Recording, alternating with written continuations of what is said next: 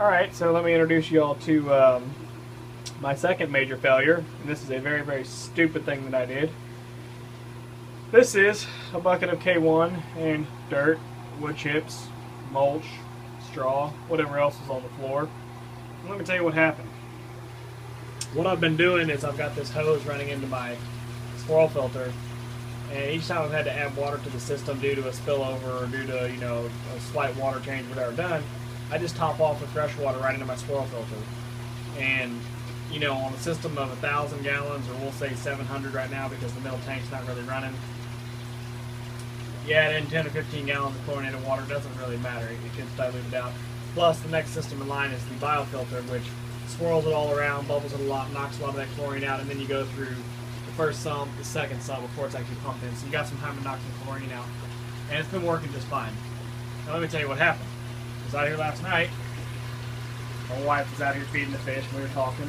I turned on the hose and told her what I was doing. That's all well and good, and then we walked in the house, and I forgot about it. Luckily, I left the baby monitor out here, and I came out about 15 minutes later to get it, and this barrel had filled completely up.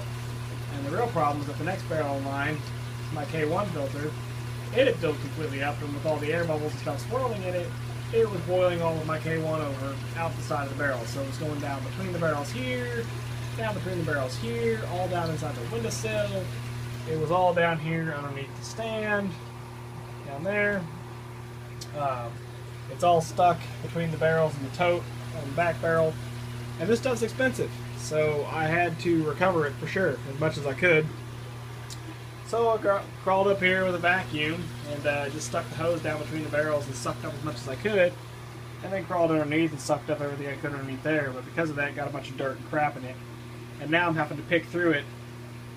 Seriously, 3 to 4 pieces of K1 at a time, and there's thousands and thousands and thousands of them here.